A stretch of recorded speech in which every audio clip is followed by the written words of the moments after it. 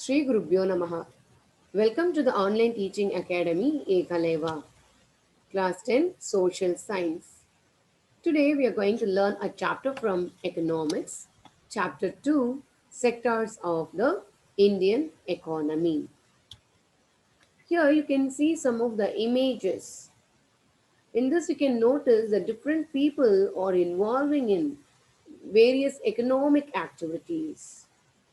So you can notice that a group of ladies are working on the agricultural field and a person making bricks out of mud and a porter is carrying the luggages and the ladies are stitching the dresses and of course from the vegetable shop a person is buying some vegetables.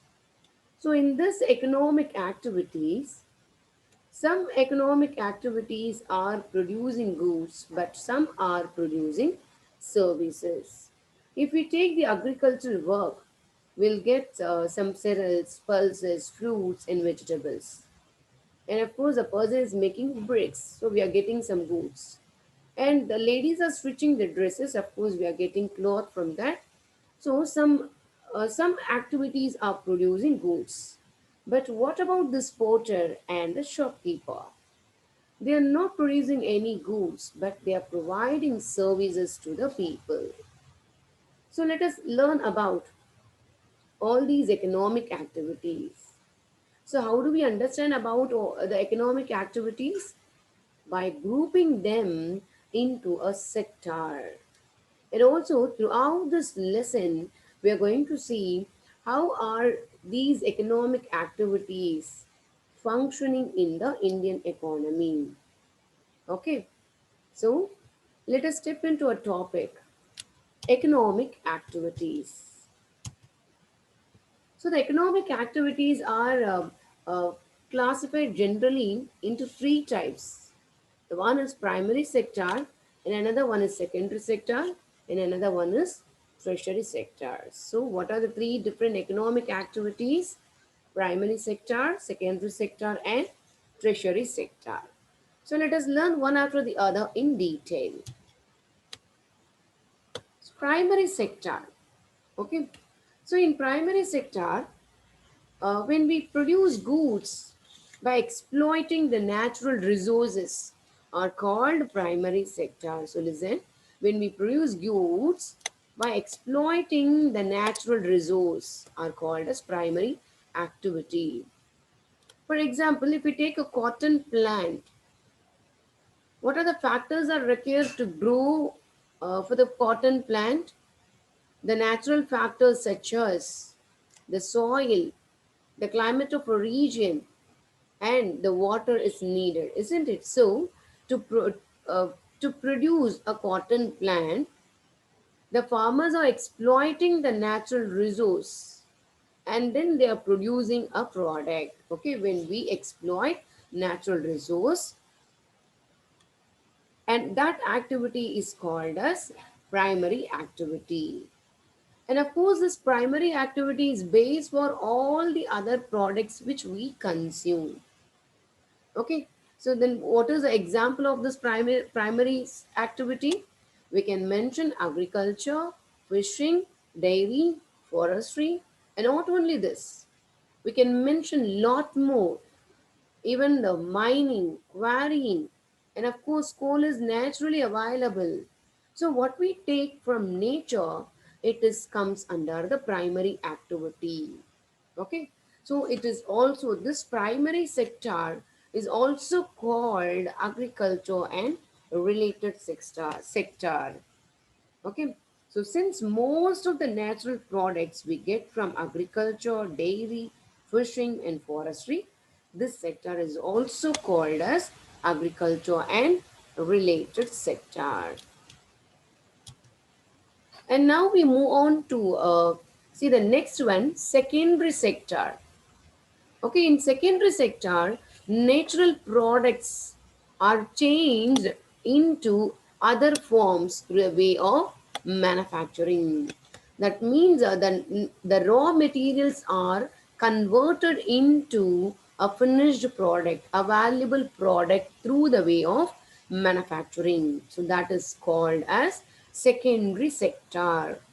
For example, if we take a cotton, okay, so from the cotton is a natural product, isn't it?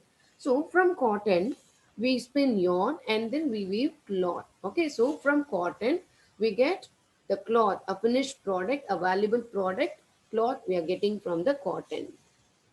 And then if we take the earth, okay, so the earth is converted into brick, and then the brick is useful for construction of houses and buildings. So the raw material is converted into a valuable product, a finished product, uh, through the way of manufacturing. It is called a secondary.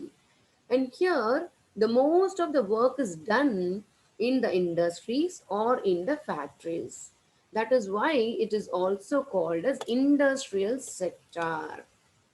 Okay. The next sector is tertiary sector. Okay. So what is special in this tertiary sector?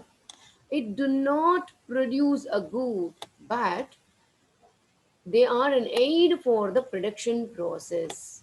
So that this tertiary sector do not produce goods as like the primary sector and secondary sector, but it uh, it provide the services to the people, and it helps for the production process of the other two sectors. Okay, so let us take an example that the goods are produced in primary or the secondary would need it to be transported by a truck or a train and then sold in the shop. So this the transportation, it comes under the treasury sector. Okay. So the farmer is harvested his product in a primary activity. Once the product are when the crops are harvested, he need to sell his product to the market by using the transportation. It may be a roadway or a railway. So he has to he just need to be transport his goods to sold his product in the shop.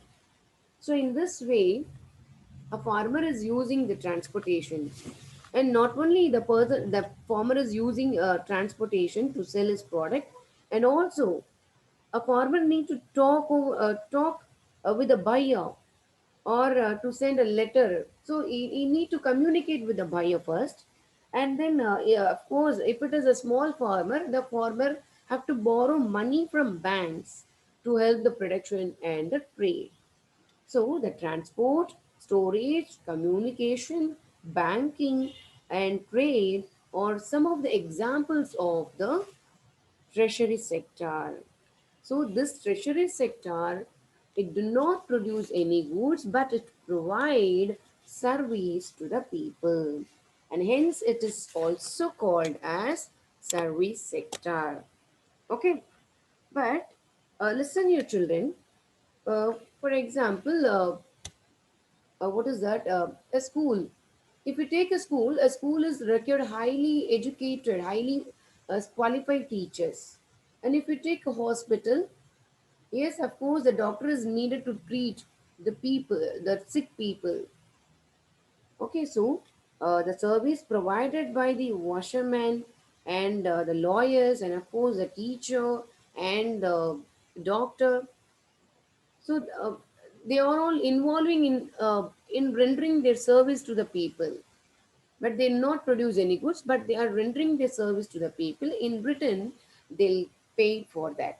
Okay, and of course, in the contemporary world, certain new services based on the information technology and such as the internet cafe, ATM booth, and the call centers, software companies, or also became important nowadays. So these things are also provide service to the people.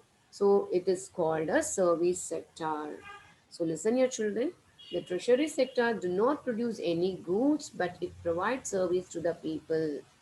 For example, if we take an example, if a farmer has harvested his crop, he need to transport his goods to the market while by using the transportation, and also you have to communicate with the buyer.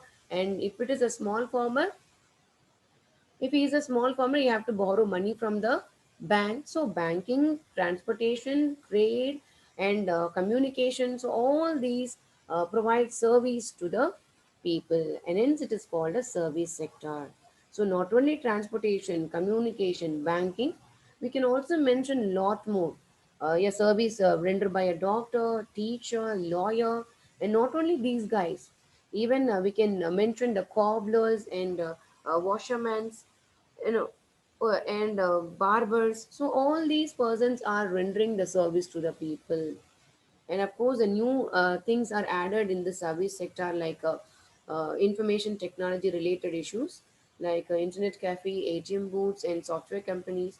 They are also rendering the service to the people, but in Britain, they are paid for that. Okay. And now we are going to learn about the interdependency of sector. So just now we have learnt about the three economic activities, that is primary, secondary, and tertiary sector. So how these three sectors are interdependent on each other. Okay, let us say an example. So we can come to know very clearly by looking at this example. So of course we know the sugar cane growing is a primary activity. So sugarcane growing is a primary activity. So a farmer is harvested his sugarcane. Okay, he need to transport his sugarcane to the sugar mill. Okay, for that he need to use the transportation. He need to use trans transportation to reach his product to the sugar mill. So once the sugar cane reaches the sugar mill, the sugar cane is processed, and then the final product are made from that. So what is the final product we get from sugar cane? We can get sugar or the jaggery or any special drink. So final product we get it through manufacturing. So this is how the farmer is dependent on the transport to reach out his product to the sugar mill, and of course the sugar mill is dependent on the sugar cane, that is dependent on the primary sector. In this way, each of the sectors are dependent on each other. And also we can come to know very clearly by looking at another example. So if we imagine, if the farmers refuse to sell the sugar cane to a particular sugar mill, then what happened in the case? The sugar mill may happen to shut down, isn't it? And of course, there is no need for usage of transportation. Okay, so this also shows that the all the three sectors are interdependent on each other. Or if we take another case, okay, so imagine if there is a strike led by the transporters or the lorry drivers, what will happen then? If the lorry drivers or the transporters refuse to take the product from the rural area to urban area, means what will happen? The urban area may happen to face the food shortage, and also the farmer, the agriculturalist may not able to sell their product. So this is how the three sectors are interdependent on each other. Okay. So now it is a time for note down the assignment, children. So how is treasury sector different from other two? Short note on primary sector. And the third one is sectors are interdependent on each other, explained with an example. And in today you have learnt about the introduction of the economic activities, and such as the primary sector, secondary sector, and tertiary sector. And also you have learnt about how three sectors are interdependent on each other. Okay, so up to this, we'll wind up the session today. We will see the remaining part of this lesson in the next session, children. So to receive our online lessons, subscribe our channel and you will get the latest notifications. Thank you, children.